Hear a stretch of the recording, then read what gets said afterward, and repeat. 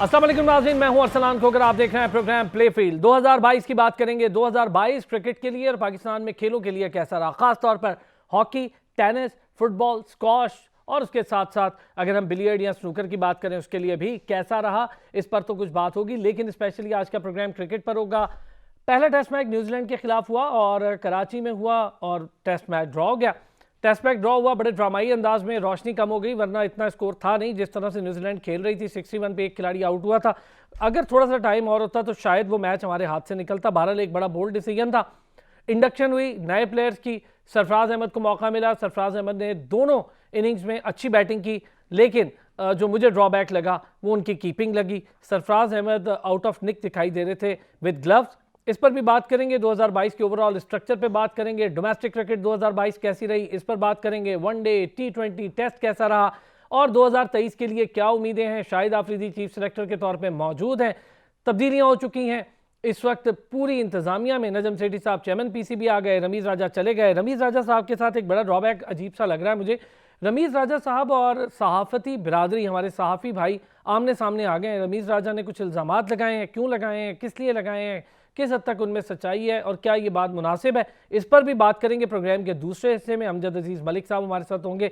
Senior सहाफ़ी हैं और दुनिया भर की जो इस वक्त स्पोर्ट्स राइटर्स एसोसिएशन है उसके बड़े ओहदेदार हैं, बड़े सहाफ़ी हमारे साथ होंगे। उससे पहले जनाब स्टूडियोज़ में मेरे साथ मौजूद हैं Kashif Shabbir, cricket commentator, Rizwan Haider, sports analyst, Shoaib Jat अब से थोड़ी देर में हमें ज्वाइन कर लेंगे, सीनियर स्पोर्ट्स जर्नलिस्ट और एंकर हैं। आप सब उन्हें जानते हैं। एक इंसिडेंट हुआ बाबर आजम वाला, उनसे वो भी उस पर भी बात करेंगे। स्पेशली आज पेशावर से आए हमारे दोस्त, हमारे भाई Usman Tariq. First class cricketer हैं, बड़ी शानदार बॉलिंग करते हैं, ऑफ स्पिनर हैं, लेकिन अपने आप को ऑफ स्पिनर मानते नहीं हैं। ज़रा इस पर बात करके देखेंगे। बहुत शुक्रिया जी स्टूडियोज़ में आप सब ने मुझे ज्वाइन किया। इससे पहले कि आप दो हजरात, आपका तो अपना शो है, ज़रा उस्मान से शुरू करें काशिफ भाई, फिर आप लोगों को तो मुझे पता है आप लोगों ने 2022 के बारे में क्या कहना था और क्या कहना। उस्मान पहले ज़रा कैसे शुरू की क्रिकेट, और आप सेकंड 11 से खेल रहे हैं पेशावर की। इफ्तिखार अहमद को आउट किया, देखी मैंने वीडियोस देखी, बड़ी अच्छी बॉलिंग कर रहे हैं आप फर्स्ट क्लास में। ऑफ स्पिनर की बड़ी कमी है उस्मान, हम हमेशा बात करते हैं। रिजवान भाई, काशिफ भाई तो खैर कमेंट्री करते हैं, ऑन ग्राउंड देखते हैं चीज़ें। ऑफ स्पिनर की बड़ी कमी है पाकिस्तान में। एक साजिद खान ले दे के आता है, लेकिन साजिद खान उस इंटरनेशनल स्टैंडर्ड के अभी तक अपनी परफॉर्मेंस शायद नहीं दे पाए अनफॉर्चुनेटली। अच्छे स्पिनर है लेकिन अभी तक उनकी परफॉर्मेंस वैसी नहीं। आपकी बॉलिंग में कुछ अबरार जैसा टच है, कैसे शुरू किया? सर स्टार्ट किया था बचपन से ही। जब हम ये प्लास्टिक की बॉल से हम खेलते थे तो उस टाइम ये फिंगर वगैरह कर लेते थे। फिर मैंने अपनी क्रिकेटिंग करियर शुरुआत की थी फास्ट बॉलिंग से। एज़ यू नो दैट कि यार हमारे जब हाइट वगैरह लड़के को देखते हैं तो यही मोटिवेट करता है कि यार तुम अच्छे फास्ट बॉलर हो गए। लेकिन क्या हुआ कि एक मैच में मैं इंजर्ड हुआ तो उसमें मैंने वो स्पिन ट्राई किया, जिससे मैंने 4 आउट कर दिए थे। हाँ, हाइट की वजह से फास्ट स्पिन पर आ गया तो उस मैच में इंजर्ड था। अच्छा ही हो गया। जी। तो बस वहाँ से फिर ये फील हुआ कि हमारे यहाँ पे पिचेस ऐसी होती हैं जो कि स्पिन को सपोर्ट करती हैं। तो बस वहीं से फिर मैंने सोचा कि यार ये ज़्यादा इफेक्टिव है कंपेरेटिव। अच्छा, ये जो वीडियोस आप देख रहे हैं अपने टेलीविजन स्क्रीन पर, ये उस्मान की बॉलिंग की है काशिफ भाई, आप भी देख सकते हैं, आप तो एक्सपर्ट हैं। रिजवान भाई, ये बॉलिंग उस्मान कर रहा है और आपके फेवरेट प्लेयर इफ्तिखार अहमद को भी रिसेंटली आउट किया है उस्मान ने। हाँ उस्मान, आप कुछ बता रहे थे। ये खुशदिल शाह के में खास खुशदिल शाह को बॉलिंग कर रहा था। गुजर खान लीग में मैं इनको फेस किया था तो काफ़ी डिसीव हुए थे अल्हम्दुलिल्लाह। अच्छा उस्मान, ये जो आपका एक्शन है, ये एक्शन मतलब क्या कोई नेचुरल कोई हाथ वाले को मामला है कि आपके एक्शन में मैं देखता हूँ 2-3 तरह की वैरायटीज़ हैं, क्या रीज़न क्या है उसकी? सर इस पर तो वर्क किया मैंने। ये कि नेचुरल तो है, लेकिन ये कि आपने इसको ज़्यादा साफ करने के लिए मेहनत, मतलब प्रैक्टिस वगैरह। ये जो 2-3 एक्शंस के साथ ऊपर से करते हैं, साइड से करते हैं, क्या है ये ज़रा सर? मैं 3 एंगल से करता हूँ ना, मतलब एक स्लिंगिंग एक्शन से एंगल से, और उसके अलावा थोड़ा सा और ऊपर करके हाथ, फिर अबव द ईयर। तो 3 एंगल्स यूज़ करना, स्टंप यूज़ करना, अपने आप को ज़्यादा से ज़्यादा ट्यूनिंग में रखता हूँ ताकि मतलब अकॉर्डिंगली विकेट के हिसाब से बंदा बॉलिंग करे ना। क्योंकि अभी ये है कि आजकल मुश्किल होता है कि यार आप एक ही सिंपल ऑफ ब्रेक या सिंपल एक वेरिएशन से बॉल करें। तो T20 में आपके पास वेरिएशंस होने चाहिए कि यार ताकि आपको ज़्यादा फ़ायदा मिल सके। गुड यार। ये काशिफ भाई, आपने देखा एक्शन? जी मैं देखा, और ज़रा 3 तरह के एंगल्स से बॉलिंग करना। हाँ, वो बहुत अच्छा है, बहुत अच्छा है। देखें जो लेटेस्ट क्रिकेट है ना, इसके अंदर वेरिएशन बहुत ज़रूरी है। आप देखें कि इब्रार की हमने बहुत बात की, न्यूजीलैंड का खेलना इब्रार को कंपेयर टू इंग्लिश बैट्समैन का खेलना, इब्रार को ज़मीन आसमान का फ़र्क। बिल्कुल सही बात। यहाँ 70 ओवर कराने के बाद इब्रार ने 5 विकेटें ली। अच्छा, मैं इस पे आज आपसे बात करूंगा काशिफ भाई। लेकिन जरा पहले हम ना 2022 करते नहीं, मैं छोटी सी एक बात इनकी पहले कर लूँ, वो ये है कि सबसे इम्पोर्टेंट ये मेरा इनको मशवरा ये होगा कि आप अपनी वेरिएशंस जो है ना वो आपको बहुत ज़्यादा चेंज करनी पड़ेगी, क्योंकि आजकल मॉडर्न टेक्नोलॉजी इतनी ज़्यादा आगे आ गई है कि 1 मिनट के अंदर अंदर आप पकड़े जाते हैं कि आपकी कौन सी बॉल है, हाथ कहाँ से घूमता है, किस तरह होता है, क्योंकि बैट्समैन ने आपको पकड़ना होता है आपके हाथ से। दूसरी बात मैं इनका देख रहा था कि इनका रनअप बिल्कुल नहीं है, खड़े खड़े ही गेंद करते हैं, रनअप बिल्कुल नहीं है, नहीं, लेकिन थोड़ा सा रनअप को स्मूथ करने की जरूरत है, ये वर्कआउट करने की जरूरत है, ये फायदा। अच्छा, उसके बाद ये है कि ये जो उन्होंने कहा ना कि स्लिंगी एक्शन है मेरा, वो है बिल्कुल ऐसा होना चाहिए, वेरिएशन आनी चाहिए। आप वो देखें ना उसको वरांडू, क्या नाम है उसका? जी, श्रीलंका का हसरंगा जो है वो देखें, वो सही नाम लिया, पहले वाला मुश्किल था, वो ले लिया उन्होंने, नाम है ले लिया। अच्छा, हसरंगा जो है वो भी एक आध गेंद स्लिंगी करा देता है, कभी कोई सीधी करा देता है, वो वेरिएशन जो है ना बड़ी इंपॉर्टेंट लेके आया था ना अब्दुल सलिंगी, वो जो साइड से चला रहा था यार, वो जी। अच्छा, उसके बाद इनका सबसे इंपॉर्टेंट है इनका दूसरा कि बॉल पड़ने के बाद जो बाहर जाती है उस पे इनको बहुत ज़्यादा काम करने की ज़रूरत है, क्योंकि वहीं से वो डिसीव करेंगे बैट्समैन को। एक बाहर निकलने वाली गेंद बड़ी इंपॉर्टेंट है, दूसरी फ्लोटर जो पड़ने के बाद सीधी रह जाती है गेंद, उसी एक्शन कमेंटेटर का ये बड़ा आप कमेंटेटर ये चीज़ें अगर इनकी सेट हो जाए तो मैं समझता हूँ कि जिस तरह आपने शुरू में कहा कि पाकिस्तान को ऑफ ब्रेक बॉलर की अशद ज़रूरत है इस टाइम, और ऐसा ऑफ ब्रेक बॉलर हो जो T20 में भी पाकिस्तान का साथ दे, जो वनडे में भी साथ दे और टेस्ट में भी साथ दे, क्योंकि मुझे लगता है जो हाइटेड स्पिनर्स होते हैं वो रिसीव बहुत अच्छा कर लेते हैं, बाउंस बहुत अच्छी वेरिएशन मिलती है। चले जी, अच्छा इस पे तो बात और भी करते हैं, लेकिन रिजवान भाई पहले तरह करेंगे T20 की बात। 2 बार हमने सेमीफाइनल और फाइनल खेला है, नॉट बैड, इंडिया जैसी टीम नहीं पहुंची और हम पहुंचे, ये मैं इसीलिए मैं कहता हूँ ये बात, जैसे रिजवान भाई ने मुंह बनाया ना, ये मजा आता है मुझे जब इंडिया की बात देखे। रिजवान भाई अच्छी टीम्स नहीं पहुंची, हम पहुंचे, बिल्कुल भी नहीं, मैं बिल्कुल डिसएग्री करता हूँ, हमारी किस्मत बहुत है, ये आपको किस्मत। आप देखें पहले इंडिया के मैच के बाद जिम्बाब्वे से हारने के बाद लिटरली दुआओं, शोएब हमारे साथ है, मैं जरा देगों के ऊपर आए थे। अच्छा शोएब, मेरी आवाज आ रही है आपको? जी आ रही है, ठीक है। अच्छा पहले जरा मैं इसलिए शोएब, एक तो थोड़ी सी चीज आपसे, मुझे सॉरी थोड़ा सा लेट हो गया, ये बताएं शोएब, एक तो 2022 कैसा रहा, फिर ये क्या इंसिडेंट हुआ बाबर आजम वाला, क्या मामला है, मैं चाहूंगा थोड़ा सा इस पर आप खुद ही बता दें। शरारत करने से आवाज नहीं आती आप। ये बाबर वाला मामला जो सोशल मीडिया पे है उस तरीके से ये है नहीं, सही, इसको बहुत ज्यादा मैनिपुलेट किया जा रहा है, हकायक से शोएब मेरे ये बात करने की माजरत वजह भी यही है, मुझे क्योंकि मैं आपको जानता हूं, पर्सनली जानता हूं, तो मुझे पता था कि पीछे कोई बात और होगी, जिसको जिस तरह से पोर्ट्रे किया जा रहा है वैसा है नहीं, ये तो नॉर्मल बात है। आपने सवाल किया होता है, हसन अली भी एक बार कर चुके हैं बात, तो ऐसा क्या बात है जी बताइए। अरसलान यही तो ट्विस्ट है इस स्टोरी में, यही ट्विस्ट है कि मैंने सवाल ही नहीं किया। जब मैंने सवाल ही नहीं किया तो फिर ये कैसे हो सकता है कि बाबर ने मेरी बात का जवाब नहीं दिया, बाबर ने मेरी बात पे रिएक्शन किया। कहानी ये है कि प्रेस कॉन्फ्रेंस स्टार्ट हुई, मैं शुरू में जो लोग वहां बैठे हुए थे उनमें शामिल था, बाद में प्रेस कॉन्फ्रेंस जैसे जैसे आगे बढ़ती रही और लोग भी आते रहे। तो शुरू से मैं हाथ रेज कर रहा हूँ कि एक प्रोटोकॉल होता है कि आप मीडिया मैनेजर को हाथ रेज करते हैं कि मेरा सवाल ले ले, मेरा सवाल ले ले। Exactly. तो इस तरीके से मैं हाथ रेज कर रहा हूँ, वो मुझे इग्नोर कर रहे हैं। मुझसे बाद जो प्रेस कॉन्फ्रेंस हॉल में पहुंचे उनके सवाल दे रहे हैं, तो बिल्कुल प्रेस कॉन्फ्रेंस खत्म हो गई, उनको जो है ना सवाल ले लिए उनके के जी आखिर में इनका सवाल ले लेते हैं, जो बिल्कुल आखिर में आए। तो एक प्रोटोकॉल जो है उसको मैंने फॉलो किया, डेकोरम को फॉलो किया कि मैंने इंटरप्ट नहीं किया। सही, मैं चाहता तो एक अमूमन जर्नलिस्ट ये करते हैं कि वो जबरदस्ती सवाल, ऐसा शोएब हम देखते रहते हैं, ये बात आपकी सही। I was waiting my turn कि मेरा टर्न आएगा। जब मेरा टर्न नहीं हुआ, प्रेस कॉन्फ्रेंस खत्म हो गई, तो मैंने media manager who were conducting the press conference, मैंने उसको मुखातिब करके नाम लेके मैंने कहा कि नागी साहब आपने ये अच्छा तरीका इख्तियार नहीं किया, ये क्या तरीका होता है, इस तरह की मेरी वर्डिंग थी। मैं अपना प्रोटेस्ट रिकॉर्ड करा रहा था, एहतजाज अपना ऑन रिकॉर्ड ला रहा था, और वो मैंने किया जो एक जर्नलिस्ट का हक है।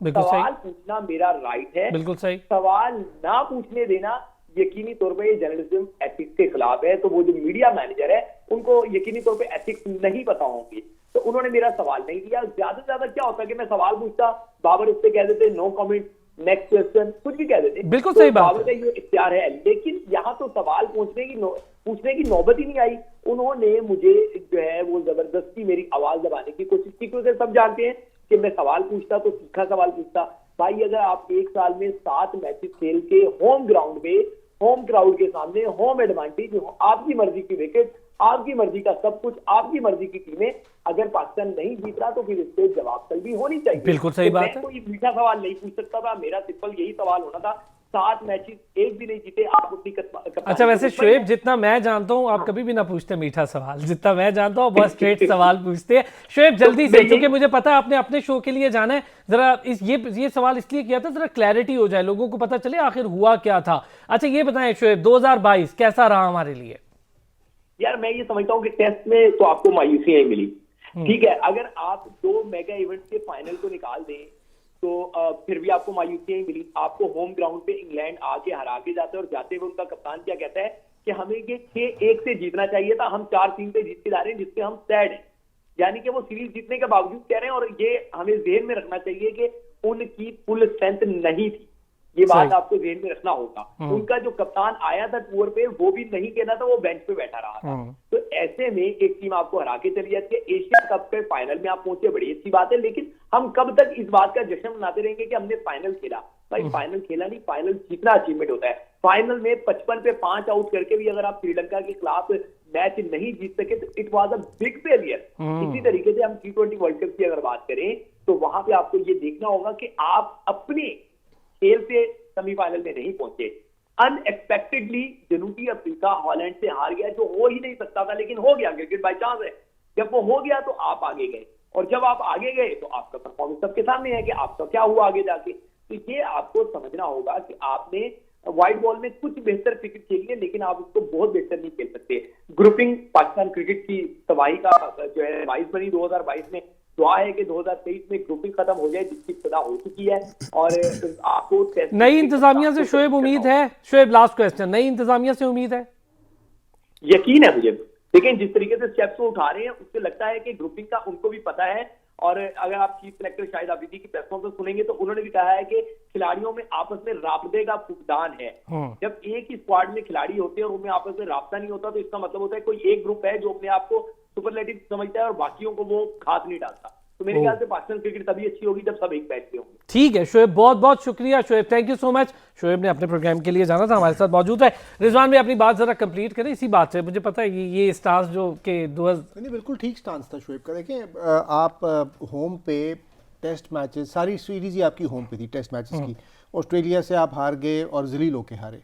बाबर ने एक मैच बचा लिया, 190 कर दिया। आप इंग्लैंड से 3-0 टेस्ट भी हार गए, वनडे सीरीज भी हार गए। आप अपनी विकेटों के ऊपर आपको कॉन्फिडेंस ही नहीं अपने प्लेयर्स पे। चले वो लोग जीतने के लिए खेल रहे हैं, हम ना हारने के लिए खेल रहे हैं। That's a big difference. Oh अच्छा, ये वैसे ये इस पे मैं काशिफ भाई से बात करता हूँ। वापस आते हैं जी ब्रेक से, तो इस पे बात करते हैं। चलें जी, वेलकम बैक रिजवान भाई, बात अपनी कंप्लीट करें। मुझे टेस्ट पर भी आपसे कुछ पूछना है। तो टेस्ट आप पहले वनडे T20 अच्छा है क्या? वनडे तो आपको वनडे तो पाकिस्तान इतना खेला ही नहीं। ये बड़ी ज्यादती नहीं लगती आपको? मेरा ख्याल है T20 का वर्ल्ड कप था, अगले साल आपको T20 कम नजर आएंगे क्योंकि वनडे का वर्ल्ड कप आ रहा है। लेकिन जब से T20 ने इतनी ज्यादा लोगों का फोकस आ गया ना कि शॉर्ट टर्म क्रिकेट के ऊपर, और टेस्ट मैच चूंकि एक प्रॉपर एक्चुअल क्रिकेट ही टेस्ट मैच है, तो वनडे के ऊपर से लोगों का इंटरेस्ट भी खत्म होना शुरू हो गया है। अब सिर्फ वर्ल्ड कप या चैंपियन ट्रॉफी एक रह गई है। जहाँ तक T20 का ताल्लुक है, मैं बिल्कुल काशिफ शोएब जट की बात से एग्री करूंगा कि आपको जिम्बाब्वे साउथ अफ्रीका वाला मैच जो साउथ अफ्रीका हार गया जिसकी वजह से आप पहुंच गए, अदरवाइज सॉरी नामीबिया थी, कौन सी टीम थी यार, बिल्कुल अब अनबिलीवेबल। अदरवाइज हमसे हार गई, उसको हरा दिया। मतलब ये वही 1992 वाला दुआएं मिन्नतें तरले कर करा के आप पहुंच रहे हैं, ये क्रिकेट नहीं है। और दूसरा मुझे जो सबसे बड़ा एतराज है ना, जो हम टेस्ट मैच में आपकी रिक्वायरमेंट होती है विकेट पे स्टे करने की, और T20 में होती है कि सारे आए, जैसा श्रीलंका ने आपको एशिया कप हराया था, हर बैट्समैन आके क्विक 30s क्विक 40s की और चले गए, किसी बच्चे की 50 नहीं थी उसमें।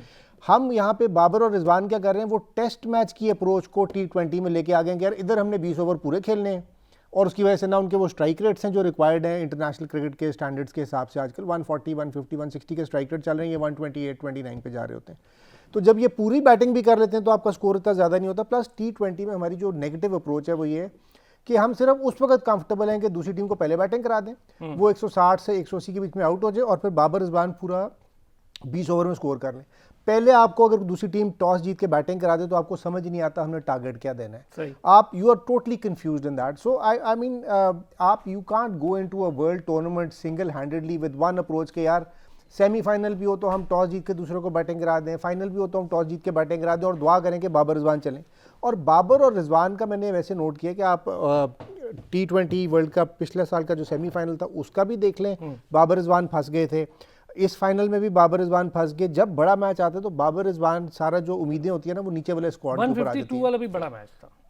एक देखें ना, वन ऑफ। इसी तरह टेस्ट मैचों में आप बाबर बाबर बाबर करते हैं, हर सेकंड इनिंग में फ्लॉप हो जाता है। सिर्फ एक ऑस्ट्रेलिया के खिलाफ मैच जिता बाबर लिया। फ्लॉप नहीं, Babar is a very good sir, batsman. मैं बैट्समैन पे तो शक ही नहीं कर रहा। कभी कभी देखें ये नहीं, मैं देखें ये आप बिल्कुल गलत करते हैं गलत करता हूं? अरसलान साहब, बिल्कुल गलत है कि आप बाबर ग्रेट भाई बाबर बहुत अच्छा बैट्समैन है। देखिए मैं क्यों कहता हूं, लीडरशिप अच्छा, एबिलिटी मुझे इज समथिंग इतना- एल्स। एक छोटा- लीडरशिप एबिलिटी इज ओके, मैं एक चीज छोटी सी आप सब, अब मैं इस पे जरा काशी भाई का व्यू लाजमी लेता हूँ, लेकिन एक चीज ठीक है, मैं इस बात से अग्री हूँ आपकी कि आप ये कह रहे हैं बतौर कैप्टनसी आप उस पर बात कर सकते हैं, मुख्तलिफ फॉर्मेट्स के मुख्तलिफ खेलने के तरीक़ाकार पे बात हो सकती है, लेकिन उसकी बैटिंग स्ट्रेटजी, बाबर का बैट्समैन होना, जिस तरह का वो बैट्समैन है, उस पर बात करना, ये चीज़ें एक बड़ी वो मेरे लिए वो है कि यार Babar is a very good batsman ना, ये नहीं, लेकिन is a very good batsman. देखें अब अगर हम बार बार बाबर के बारे में ये कहें कि यार वो यूं तो ये बड़ी ज्यादती हो जाएगी। की बात नहीं है ना यार, आपको रिजल्ट चाहिए। 4 कंसेक्यूटिव टेस्ट मैच आप हार जाए होम के ऊपर, फिर आप कहें जी बाबर ग्रेट है, हमने सिर में मारना ऐसा ग्रेटनेस यार आप ठीक है। चले इस पे मैं जरा काशी भाई से भी पूछता हूँ। काशी भाई यही सारी चीजें 2022 कैसा रहा? जैसे रिजवान भाई गुस्सा हो गए हैं, आप भी हैं कि नहीं है? देखिए नहीं, मैं तो नहीं हूँ। मैं तो शुएब ने भी बड़े पाकिस्तान की टीम के खिलाफ बात की, मगर मैं समझता हूँ कि पाकिस्तान की ओवरऑल अगर आप वो सॉरी मैं आप अपनी बात कंप्लीट कीजिएगा, मैं ज़रा इंट्रोड्यूस भी करा दूं। सीनियर सहाफ़ी, सीनियर जर्नलिस्ट, हमारे लिए उस्ताद का दर्जा रखते हैं, अमजद अजीज़ मलिक साहब ने भी हमें ज्वाइन किया। अमजद साहब अस्सलाम वालेकुम। सर आ रहा हूँ आपकी तरफ, ज़रा काशी भाई अपनी बात पूरी कर ले जी। देखिए मेरा ये ख्याल है कि पाकिस्तान की अगर आप देखें ओवरऑल परफॉर्मेंस, और पाकिस्तान की परफॉर्मेंस इतनी बुरी नहीं रही, ठीक रही है। पाकिस्तान ने जो है, अगर आप विनिंग परसेंटेज देखें, जिस तरह रमीज़ राजा भी कहता था कि पाकिस्तान की विनिंग परसेंटेज देखें तो 70-75% तक पाकिस्तान की विनिंग परसेंटेज है। पाकिस्तान ने अच्छा खेला, इंटरनेशनल टूर्नामेंट्स पाकिस्तान ने अच्छे खेले, पाकिस्तान ने अपने नाम भी बनाए, लेकिन जहाँ तक डोमेस्टिक है वाकई वहाँ पाकिस्तान का प्रॉब्लम रहा है। लेकिन वहाँ पाकिस्तान का प्रॉब्लम क्यों रहा है? क्योंकि पाकिस्तान की मैनेजमेंट का इशू है, पाकिस्तान की मेंटालिटी का इशू है, जिसकी वजह से पाकिस्तान को ये इशू हुआ है।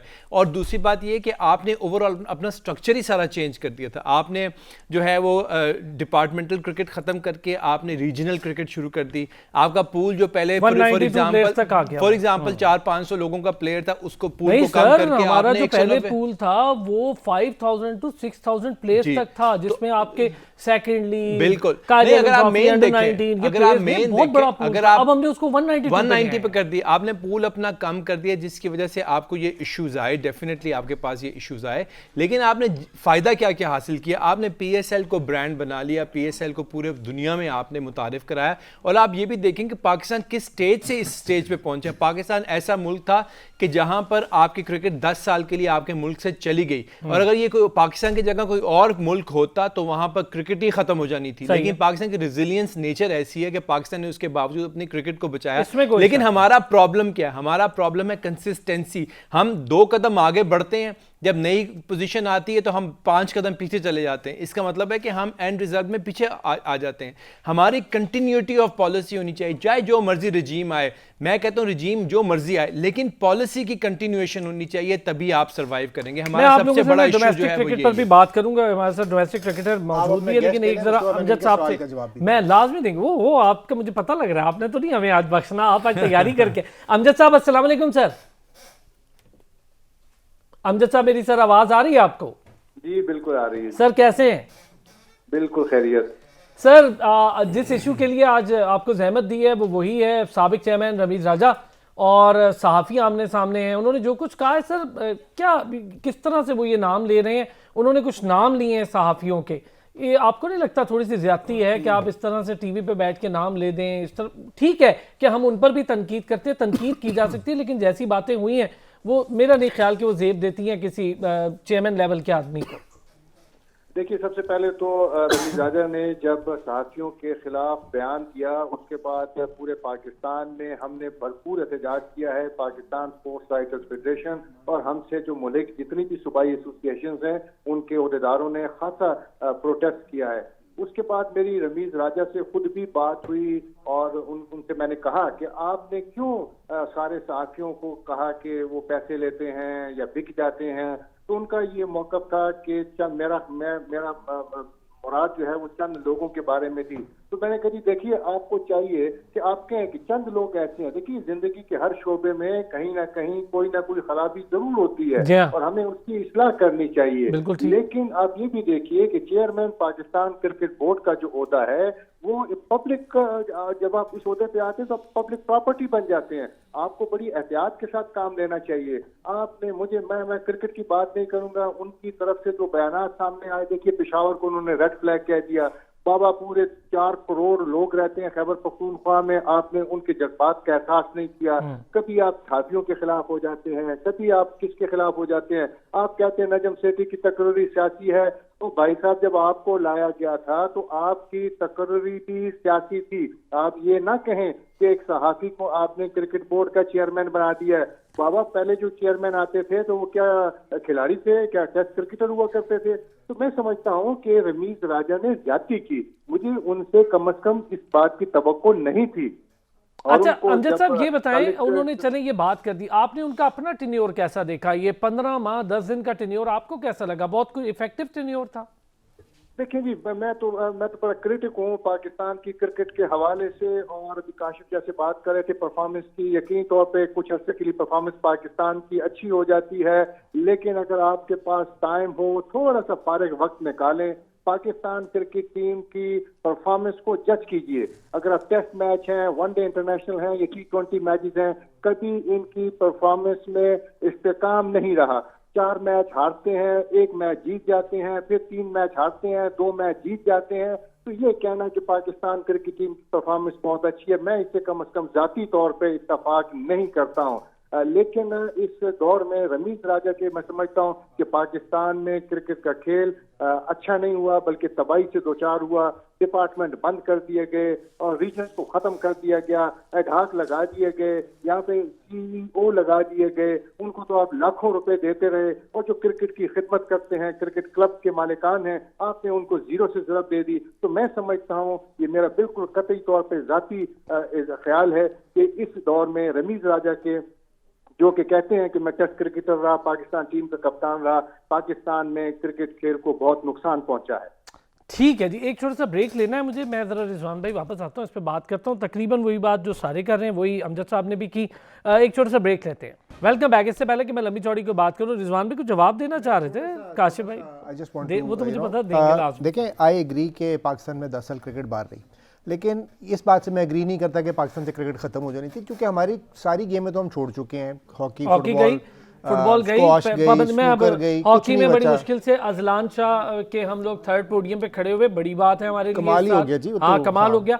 हमने स्क्वॉश में इस साल कुछ अचीव नहीं किया। टेनिस में आपके 3 प्लेयर हैं टोटल, एक सारा महबूब है हमारे पास, एक एहसामुल हक है आपके पास, और तीसरा अकील खान। अभी रिसेंटली मैंने कसूर, हम तो क्रिकेट में बात कर रहे हैं ना, मैं तो एक इन जनरल बिल्कुल जबरदस्त। मैं इस पे आपके अब इनका अभी रिसेंटली इंटरव्यूज किए। बॉक्सिंग में आपके पास लड़के एमेचर बॉक्सिंग छोड़ के प्रोफेशनल की तरफ जा रहे हैं, क्योंकि आप एमेचर बॉक्सर को एक दूध का डब्बा 2 सेब देते हैं और रात को वो वापस लेके चले जाते हैं उनसे।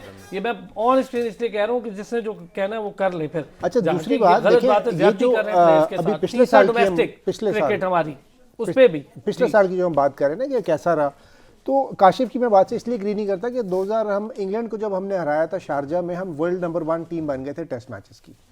बने थे कि नहीं बने थे? उस वक्त भी तो बाहर खेले थे, पाकिस्तान में होम क्रिकेट मिसबाउल के होते हुए, जैसा भी था, वी वर नंबर 1 टीम। अच्छा, चैंपियन ट्रॉफी जब आप 2017-18 में जीते इंग्लैंड में, उस वक्त भी आप इंटरनेशनल क्रिकेट पाकिस्तान में नहीं हो रही थी। So it has nothing to do with Pakistan की परफॉर्मेंस और होम। अब 3-4 साल से पाकिस्तान में होम क्रिकेट हो रही है और हम कंसेक्यूटिव 4 मैच हार जाएं या 3-0 एक वाइट वॉश हो जाए हमें, ये वैसे वाकई तो ये बहुत ही एम्बैरेसिंग है। उसको मैं इसको किसी भी सूरत में नहीं कहता कि पाकिस्तान के लिए किसी एक को कसूरवार ठहराना मेरे ख्याल में थोड़ी ज्यादती होगी। हमारी सिलेक्शन में बहुत खामियां थी। सिलेक्शन में अगर जिम्मेदार है तो फिर आपका चेयरमैन भी होता है, क्योंकि उसकी चले अब जरा आगे बढ़ेंगे। डोमेस्टिक क्रिकेट पे बात करेंगे। मैं जरा टेस्ट पे आपने कर ली, वनडे पे कर ली, T20, डोमेस्टिक क्रिकेट पे भी करेंगे। और फिर जो ये टेन्योर चेंज हुआ है, अब ये नई इंतजामिया आई है, इससे क्या उम्मीदें हैं, पुरानी इंतजामिया ने क्या किया, इस पे बात करते हैं। उस्मान, पहले तो जरा मुझे बताएं, गोल क्या है आपके, कहाँ खेलता हुआ देख रहे हैं अपने आप को? PSL को जहन में रखा है पीएसएल के लिए? कुछ जी तैयारियां सर, हैं? पीएसएल को डेफिनेटली अब जहन में होता है कि यार एक प्लेयर चाहता है कि मैं बड़े से बड़े प्लेटफॉर्म पे आके रिप्रेजेंट करूँ ना किसी टीम को। तो गोल तो सर यही है कि पाकिस्तान, क्योंकि जितने मतलब आपने शायद अपने डेब्यू में 6 आउट किए थे। जी मैंने डेब्यू 20 साल जो किया तो उसमें मैंने फर्स्ट इनिंग में सिंध के खिलाफ 6 आउट किए जबरदस्त। अल्हम्दुलिल्लाह। और उसके अलावा सर ये कि जितने हमारे इंटरनेशनल प्लेयर्स को मैंने फेस किया तो उनके अगेंस्ट मतलब जो वेरिएशंस मैंने अप्लाई किए हैं अभी तक, रिजल्ट उनका यही आया कि यार उन्होंने बहुत अप्रिशिएट किया। गुड। उन्होंने उनकी तरफ से यही कॉम्प्लीमेंट कॉमनली मिला, अगर कामरान गुलाम या एफती भाई है या जो भी मतलब हमारे स्टार्स हैं, इवन रिजवान, तो सबने यही बोला कि यार इस लड़के को सिर्फ स्क्रीन पे आने की देर है। स्क्रीन पे आते ही आ गए हो आज। अच्छा ये बताएं उस्मान, आपसे पूछूंगा फिर वहां से, डोमेस्टिक के लिए पिचेस आपको कैसा लगता है, बेहतर होनी चाहिए बतौर खिलाड़ी? लगता है कि बेहतरी है, चाहिए हमें उसमें? सर सेकंड 11 में तो मैंने देखे कि डिफरेंट काइंड ऑफ पिचेस मिले हमें। ग्रीन भी मिले इस साल, कराची में इस बार बहुत इंप्रूव किया था डोमेस्टिक। लास्ट ईयर काफ़ी ब्रेक और काफ़ी मतलब अनइवन। कराची में कहा यूबीएल पे खेले हो? यूबीएल, नेशनल बैंक, केसीसीए और एक और ग्राउंड था, तो ये मतलब 2-3 इस तरह ग्राउंड से। तो लास्ट ईयर मतलब जो लड़कों से मैं सुनता आ रहा था कि यार पिचेस जो है ना काफ़ी मतलब बॉल लो रह जाती है या तो एकदम से एक्स्ट्रा बाउंस हेलमेट पे स्पिनर्स की। इस साल ये था कि काफ़ी इवन, काफ़ी फ्लैट इवन, मतलब केसीसी जैसे ग्राउंड पे जो है ना 400 रन हो रहे थे और वो मैचेस ड्रॉ हो रहे थे वहाँ पे, जहाँ पे मतलब 100-150 में टीम खत्म हो जाती थी लास्ट ईयर। इस साल ने डोमेस्टिक क्रिकेट में जो पिचेस बनाई थी तो बहुत अच्छी बनाई थी। एक मेरी रिक्वेस्ट भी है अपने सुनने वालों से भी और पीसीबी से भी, कई ऐसे लड़के खेल रहे हैं जो बेचारे कॉन्ट्रैक्ट का हिस्सा ही नहीं है, खेल भी रहे हैं, उनकी कोई तनख्वाह वनख्वाह नहीं है, उनके लिए कुछ करें, क्योंकि प्लेयर्स आपने पहले ही थोड़े से कर दिए हैं। अब इनको चलें, नजम सेठी साहब ने 2014 का आइन तो बहाल करने का कह दिया। अब डोमेस्टिक क्रिकेट कैसे वापस होती है, रीस्ट्रक्चर होती है, ये बड़ा मुश्किल काम है, क्योंकि जो डिपार्टमेंट्स हैं उन्होंने अपना हाथ उठाया हुआ है। अभी तक हॉकी नहीं उस पर पूरी तरह उतर पाई, जब से वज़ीर आज़म ने उसका ऐलान किया, तो बड़ा मुश्किल है। काशिफ भाई, डोमेस्टिक क्रिकेट देखें, डोमेस्टिक के भी जो उस्मान ने बात की, डोमेस्टिक का इशू ये है कि जो विकेटें हमने डोमेस्टिक में दी थी वो बहुत अच्छी थी। तभी आप देखें मीर हमजा ने विकेटें ली, मोहम्मद अली ने विकेटें ली, इब्रार ने विकेटें ली, लेकिन उसके बरक्स जब वही विकेटें हमने इंटरनेशनल मैचेस के लिए दी वो बिल्कुल मुख्तलिफ थी। वो फिर दोबारा हमारी वो जो ट्रेडिशनल डरी हुई सोच, ट्रेडिशनल हमारी ट्रेडिशन, देखिए ट्रेडिशन या डरी हुई सोच, मैं तो कहूँगा डरी हुई सोच हमारी जो उसको मुतारिफ करती है। डोमेस्टिक को अगर आपने बेहतर करना है तो डोमेस्टिक के अंदर एक तो स्ट्रक्चर बेहतर करना पड़ेगा। स्ट्रक्चर कैसे बेहतर करना पड़ेगा कि आपको हर लड़के को अपॉर्चुनिटी देनी पड़ेगी और उसके बाद डोमेस्टिक में जो परफॉर्म करे उसको आगे आप ऑप्शन दें कि वो आके नेशनल लेवल पे पाकिस्तान को बढ़ा रहा है। मुझे लगता है बहुत सारों को मौका मिल जाएगा।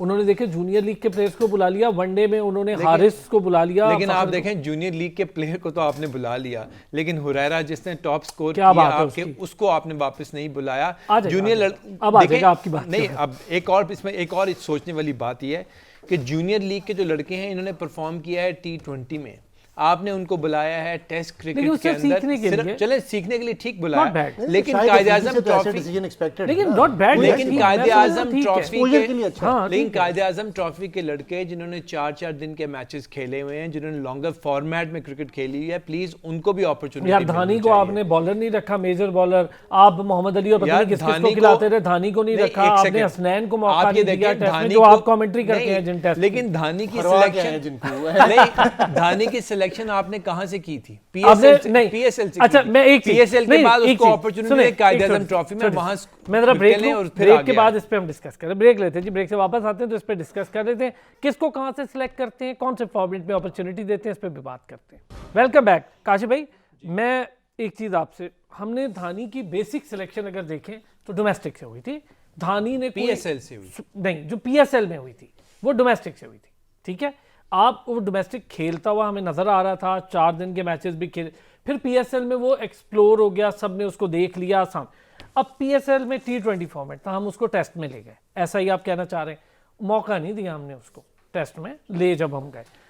अब जब वो अपना डोमेस्टिक में भी 4 डे खेल रहा है, सारा कुछ कर रहा है, हमारे पास जब बॉलर्स नहीं थे, अभी रिसेंट में वही उन्हीं टेस्ट मैचेस की बात कर रहा हूँ जिसकी आप कमेंट्री कर आए हैं, उनमें हमारे पास बॉलर्स नहीं थे, मोहम्मद अली को खिलाना पड़ा, आपको ऐसे बॉलर्स खिलाने पड़े, फ़हीम अशरफ खिलाना पड़ा, जो मेजर बॉलर्स नहीं है, जो साइड लाइन पर बॉलिंग करते। उसमें भी हमने उसको ना मौका ना दिया, हमने हसनैन को भी मौका नहीं दिया, हालांकि हसनैन पेसर है, अच्छा कर सकता था, हमने उसको भी मौका नहीं दिया।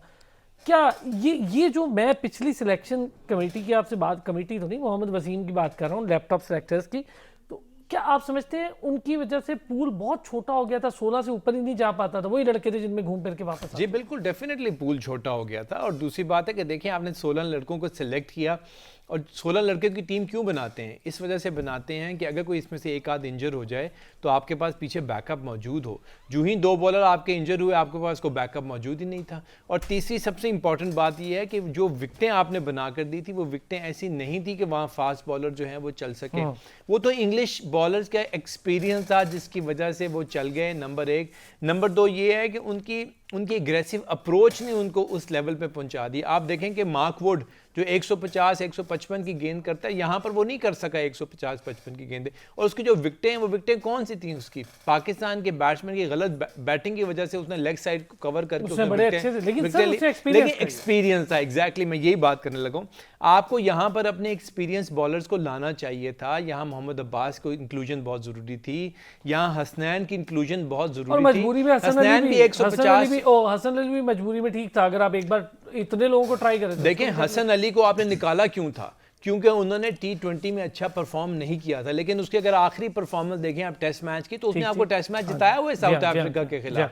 तो बांग्लादेश में भी अच्छी performance, apple to apple comparison होना चाहिए। और ये देखना चाहिए कि कौन से फॉर्मेट में, देखें T20 फॉर्मेट की बॉलिंग टोटली डिफरेंट है, टेस्ट मैच की टोटली डिफरेंट है। मोहम्मद वसीम की आप बॉलिंग देखें, टोटल T20 की बॉलिंग करता रहा, जबकि टेस्ट मैच में आपको एक लाइन पे मुकम्मल बॉल करनी जल्दी से इसी चीज के ऊपर मैं आपको बताऊं। देखिए आप नसीम शाह और हारिस रऊफ दोनों अपने पहले मैच में इंजर्ड हो गए। ठीक है, ये जुल्म की इंतहा है।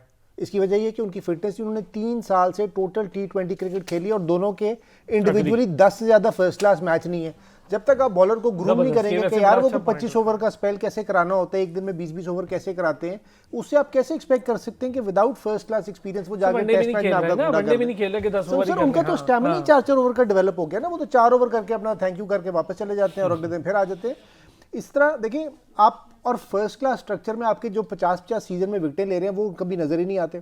आप, ये सबसे बड़ी प्रॉब्लम है कि दोनों की फिटनेस देख लेना, ये फिटनेस की वजह से बीमार हुए हैं। अच्छा, उसको मीर हमजा को जिस पिच पे लाए हैं, वो पिच इतनी डेड थी कि सारे लोग उस पे कहना, मुझे लगता है ज्यादती है, उसको मौका दें। उसको भी, और वो मोहम्मद अली के साथ भी जाती हुई है। देखिए मैं ये नहीं कह रहा कि मोहम्मद अली बहुत अच्छा बॉलर है या नहीं है। आप एक्सपीरियंस,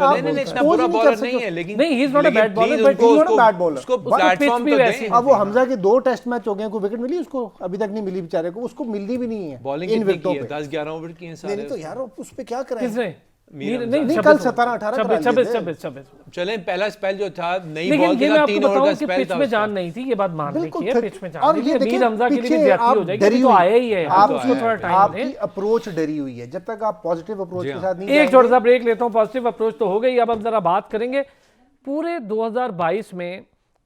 हम ये कहते रहे कि जी कैप्टनसी के बहुत सारे मसाइल है, ये है वो है, लेकिन मैं समझता हूँ कि इस वक्त जो हालिया आपके पास टीम है, इसमें कोई ऐसा एक्सपीरियंस बंदा नहीं जिसने पहले कभी कैप्टनसी की हो। अब बाबर आजम वही आदमी है जो एक कैप्टनसी करता हुआ, एक नए बंदे को अगर कोई बात भी करे तो फिर वो एक नया तजुर्बा होगा। फिर आप कुछ अरसे बाद कह रहे होंगे कि नहीं यार ये देखें ना, इसको भी नहीं आती, फिर दूसरा चेंज कर दे, फिर तीसरा चेंज कर दे, करें क्या? एक कैप्टन को मुझे लगता है थोड़ा सपोर्ट करके और देखें। और नहीं वापस आते हैं ब्रेक से, फिर इस पर बात करते हैं। Welcome back. इससे पहले कि मैं कोई बात करूं, जो बात मैं करके गया था उस पर बात करूंगा। पहले मौका रिजवान भाई को नहीं दूंगा, इस पर मैं पहले दूंगा काशिफ भाई को मौका। काशिफ भाई, क्या मैं गलत कह रहा हूं कि आपके पास पूरी टीम लाइनअप देखें, किसी ने इंटरनेशनल की कोई एक्सपीरियंस नहीं? जो सरफराज की बात कर रहे हैं वो एक 4 साल बाद वापस आया, फिर हमने उसको जो मौका दिया था बतौर कीपर बैट्समैन दिया था, बैटिंग वो अच्छी कर गया, मैंने शुरू में ये बात कही। लेकिन अगर हम उनकी विद ग्लव्स परफॉर्मेंस देखें जो हमें रिक्वायर्ड है, 200 रन करा दिए यार उसके केन विलियमसन के, ये ज्यादती है। स्टंप भी मिस हुए, कैच भी मिस हुए, अपने आप को ऑन द मार्क रखना। आप बतौर बैट्समैन खेलने, फिर या तो बतौर बैट्समैन खेलने और रिजवान को बतौर कीपर और बैटर खिला लें, वरना अगर आपने बतौर कीपर बैटर खेलना है तो ये थोड़ा सा क्या कहते हैं? देखें, पहली बात तो ये कि हमेशा कप्तान जो है ऐसा होना चाहिए जिसकी टीम में पोजीशन मुस्तहकम हो। अगर आप पूरी टेस्ट स्क्वाड अपना देखें तो सिवाय बाबर के कोई टीम में जल्दी से वक्त की कमी। नंबर 1। नंबर 2, सरफराज की आपने बात बिल्कुल ठीक कर दी। मेरे हिसाब से अगर कीपर अच्छा परफॉर्म नहीं कर रहा, चाहे वो आपको 100 रन बना कर दे रहा है, अगर वो अपने ग्लव्स में मेरा ये मानना है कि बाबर के अलावा नहीं बनती। अगला ये कि मैनेजमेंट स्किल्स होनी चाहिए। चले, बहुत शुक्रिया उस्मान आपका, रिजवान भाई आपका, काशिफ आपका बहुत शुक्रिया, और अमजद अजीज मलिक साहब का बहुत शुक्रिया। अब तक के लिए इतना ही, फिर होगी आपसे मुलाकात। अपना